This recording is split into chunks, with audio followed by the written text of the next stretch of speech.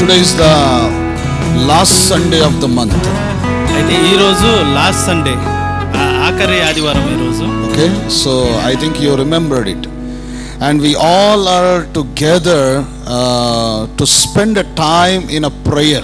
మనమందరం ఇక్కడ దేవునిలో సమయం గడుపుటకు ఉన్నాము. So this is what the fasting prayer teaches us, how to spend your time in the prayer. అయితే ఉపవాస ప్రార్థన మనకి ఏం నేర్పిస్తుందంటే దేవునిలో ప్రార్థనలో ఏ విధంగా మనము గడపాలని. Hallelujah.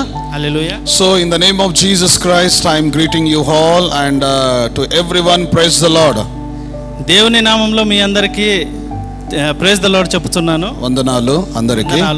Okay, so I like that your hand should be raised for the praise the Lord or something, you're greeting to someone.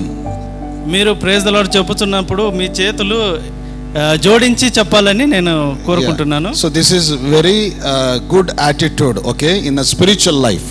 అది మంచి అలవాటు అయి ఉన్నది ఆత్మీయ జీవితంలో. Yeah, so when you're going to meet each and another, or you're with the sisters or your brothers in the meeting, in the church meeting, so you must raise your hands as a praise the Lord. So your attitude in the action, you must greet each and every one.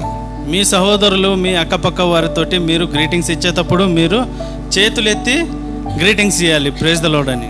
Especially youth who are youngsters, okay, you must be active. It is very important in your life to greet one another, okay.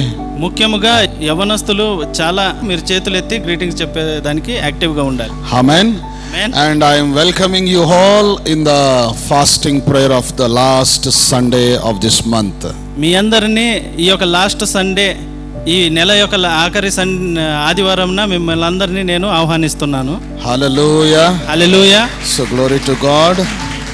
Especially there are many prayers we have to learn, because routine prayers are not works, okay. రొటీన్గా మనం prayer చేసేది పని చేయదు. God likes someone to pray something different. దేవుడు ఏదన్నా నూతనంగా ప్రార్థించేది కోరుతున్నాడు. He expecting from us to speak, use new words in the prayer. కొత్త మాటలు మనము వాడుటకు దేవుడు మనల్ని మన నుంచి కోరుతున్నాడు. So when we start our journey from our house to the church, మనము ఇంటికాడ నుంచి ప్రయాణం మనం ఏమైతే మొదలు పెట్టి ఉన్నామో చర్చ్ దాకా, so it is very important that you yourself should be in an active.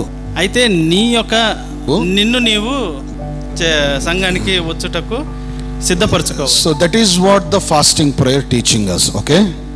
ఇది ఒక ఉపవాస ప్రార్థన మనకి నేర్పిస్తుంది. And I am like to thank all the youth people who are given a wonderful song and praise and worship, okay.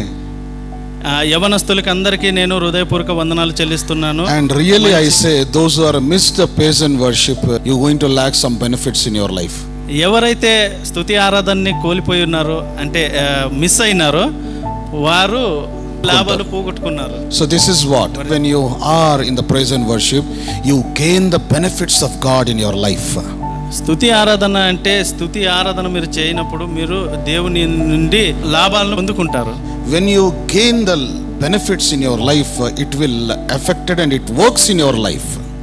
మీరు లాభాలను పొందుకున్నప్పుడు మీ జీవితంలో లాభకరంగా ఉపయోగించుకుంటారు. Hallelujah. Hallelujah. And also I am very glad to give a wonderful passage of Ephesians chapter 2 from verses 1 to 5, 6 by brother Jackiah, okay.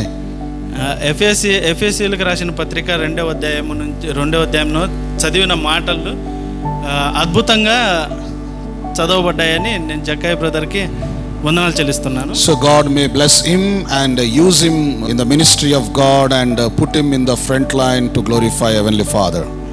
దేవుడు ఆ యొక్క బ్రదర్ని దీవించి ఆశీర్వదించి దేవుని సన్నిధానంలో ముందుగా నడుచుటకు దేవుడు అతన్ని బలపరచును గాక. Hallelujah. And also everybody are here for the prayer blessings to receive from God, okay. అయితే అందరూ ఇక్కడ చేరి వచ్చినారు దేవుని యొక్క ఆశీర్వాదాల కోసము. So you every day carry on whatever the God has given to you. Please hold it and move forward in to glorify Heavenly Father. ప్రతిరోజు దేవుడు ఏమైతే మనకు అనుగ్రహిస్తున్నాడో అవి చేత పట్టుకొని మనము ముందుకు సాగాలి.